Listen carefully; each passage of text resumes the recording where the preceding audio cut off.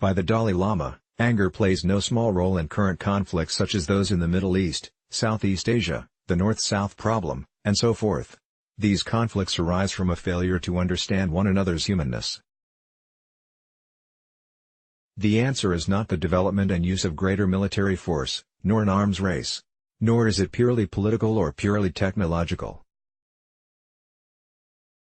Basically it is spiritual, in the sense that what is required is a sensitive understanding of our common human situation. Hatred and fighting cannot bring happiness to anyone, even to the winners of battles. Violence always produces misery and thus is essentially counterproductive. It is, therefore, time for world leaders to learn to transcend the differences of race, culture, and ideology and to regard one another through eyes that see the common human situation. To do so would benefit individuals, communities, nations, and the world at large. The greater part of present world tension seems to stem from the Eastern Bloc versus Western Bloc conflict that has been going on since World War II. These two blocs tend to describe and view each other in a totally unfavorable light. This continuing, unreasonable struggle is due to a lack of mutual affection and respect for each other as fellow human beings. Those of the Eastern Bloc should reduce their hatred towards the Western Bloc because the Western Bloc is also made up of human beings, men, women, and children. Similarly, those of the Western Bloc should reduce their hatred towards the Eastern Bloc because the Eastern Bloc is also human beings. In such a reduction of mutual hatred, the leaders of both blocs have a powerful role to play. But first and foremost, leaders must realize their own and others' humanness. Without this basic realization, very little effective reduction of organized hatred can be achieved.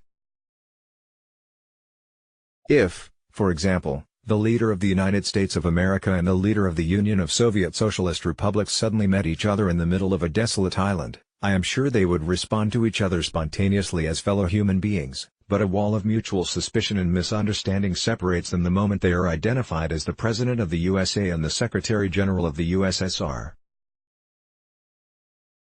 More human contact in the form of informal extended meetings, without any agenda, would improve their mutual understanding. They would learn to relate to each other as human beings and could then try to tackle international problems based on this understanding. No two parties, especially those with a history of antagonism, can negotiate fruity in an atmosphere of mutual suspicion and hatred. We must dissolve the us versus the mentality and find affection and respect. I suggest that world leaders meet about once a year in a beautiful place without any business, just to get to know each other as human beings. Then, later, they could meet to discuss mutual and global problems. I am sure many others share my wish that world leaders meet at the conference table in such an atmosphere of mutual respect and understanding of each other's humanness. Improving person-to-person contact to improve person-to-person contact in the world at large. I would like to see greater encouragement of international tourism. Also, mass media, particularly in democratic societies, can make a considerable contribution to world peace by giving greater coverage to human interest items that reflect the ultimate oneness of humanity. With the rise of a few big powers in the international arena, the humanitarian role of international organizations is being bypassed and neglected. I hope that this will be corrected and that all international organizations, especially the United Nations, will be more active and effective in ensuring maximum benefit to humanity and promoting international understanding. It will indeed be tragic if the few powerful members continue to misuse world bodies like the UN for their one-sided interests. The UN must become the instrument of world peace. This world body must be respected by all, for the UN is the only source of hope for small oppressed nations and hence for the planet as a whole. As all nations are economically dependent upon one another more than ever before, human understanding must go beyond national boundaries and embrace the international community at large. Indeed, unless we can create an atmosphere of genuine cooperation, gained not by threatened or actual use of force but by heartfelt understanding, world problems will only increase. If people in poorer countries are denied the happiness they desire and deserve, they will naturally be dissatisfied and pose problems for the rich. If unwanted social, political, and cultural forms continue to be imposed upon unwilling people, the attainment of world peace is doubtful. However, if we satisfy people at a heart-to-heart level, peace will surely come. If we satisfy people at a heart-to-heart level, peace will surely come. Within each nation, the individual ought to be given the right to happiness, and among nations, there must be equal concern for the welfare of even the smallest nations. I am not suggesting that one system is better than another and all should adopt it. On the contrary, a variety of political systems and ideologies is desirable and accords with the variety of dispositions within the human community. This variety enhances the ceaseless human quest for happiness. Thus each community should be free to evolve its own political and socio-economic system, based on the principle of self-determination. Finding our common humanity, the achievement of justice, harmony, and peace depend on many factors. We should think about them in terms of human benefit in the long run rather than the short term. I realize the enormity of the task before us, but I see no other alternative than the one I am proposing, which is based on our common humanity. Nations have no choice but to be concerned about the welfare of others, not so much because of their belief in humanity, but because it is in the mutual and long-term interest of all concerned. An appreciation of this new reality is indicated by the emergence of regional or continental economic organizations such as the European Economic Community, the Association of Southeast Asian Nations, and so forth. I hope more such transnational organizations will be formed, particularly in regions where economic development and regional stability seem in short supply. Under present conditions, there is definitely a growing need for human understanding and a sense of universal responsibility. In order to achieve such ideas, we must generate a good and kind heart, for without this, we can achieve neither universal happiness nor lasting world peace. We cannot create peace on paper, while advocating universal responsibility and universal brotherhood and sisterhood. The facts are that humanity is organized in separate entities in the form of national societies.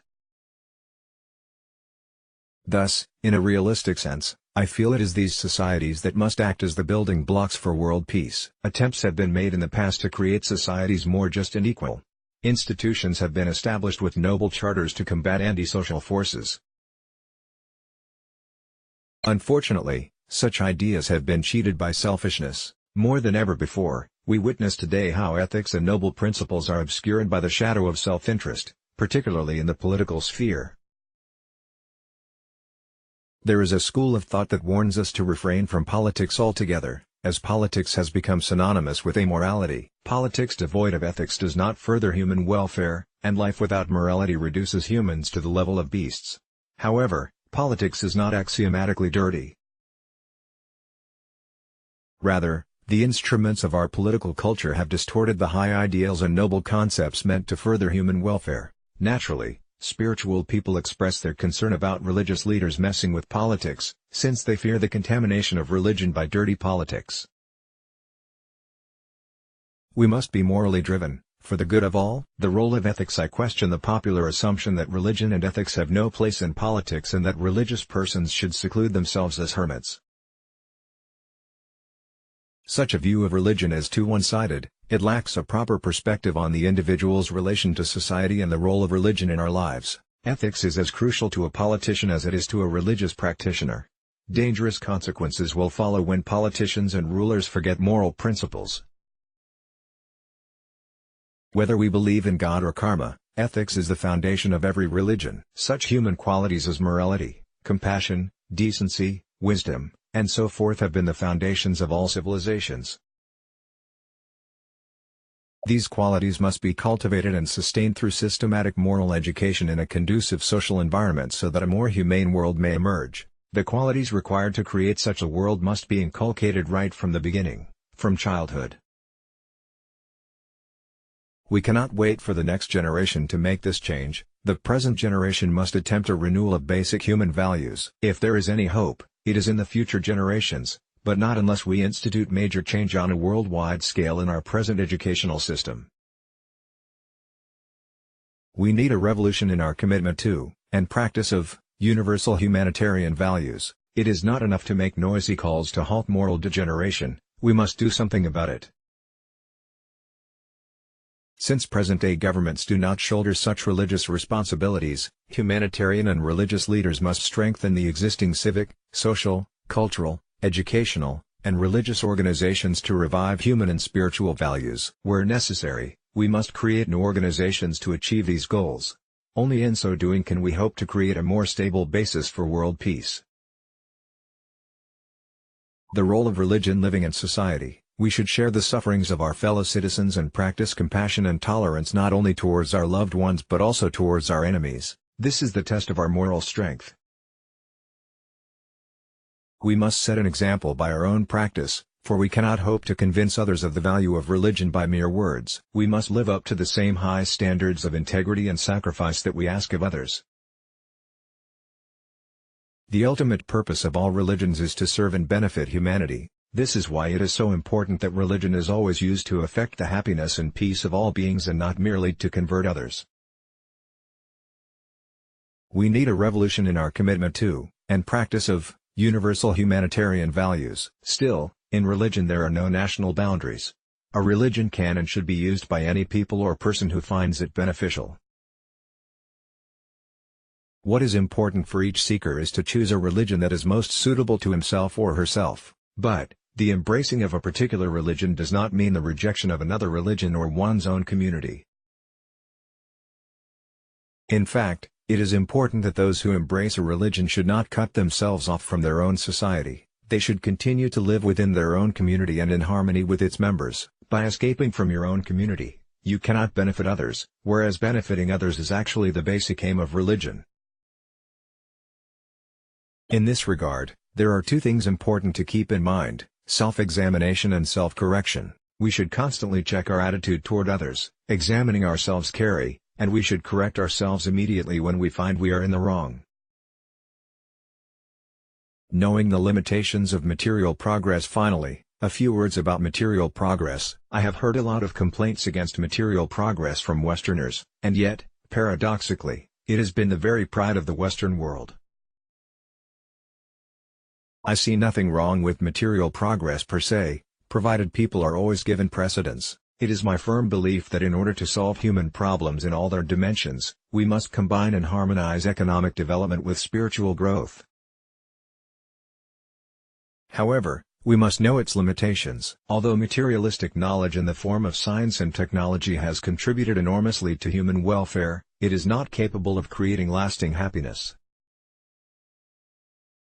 In America, for example, where technological development is perhaps more advanced than in any other country, there is still a great deal of mental suffering. This is because materialistic knowledge can only provide a type of happiness that is dependent upon physical conditions. It cannot provide happiness that springs from inner development independent of external factors. For renewal of human values and attainment of lasting happiness, we need to look to the common humanitarian heritage of all nations the world over. May this essay serve as an urgent reminder lest we forget the human values that unite us all as a single family on this planet. I have written the above lines to tell my constant feeling. Whenever I meet even a foreigner, I have always the same feeling I am meeting another member of the human family. This attitude has deepened my affection and respect for all beings. May this natural wish be my small contribution to world peace. I pray for a more friendly, more caring, and more understanding human family on this planet. To all who dislike suffering, who cherish lasting happiness, this is my heartfelt appeal. Let's block ads. Why?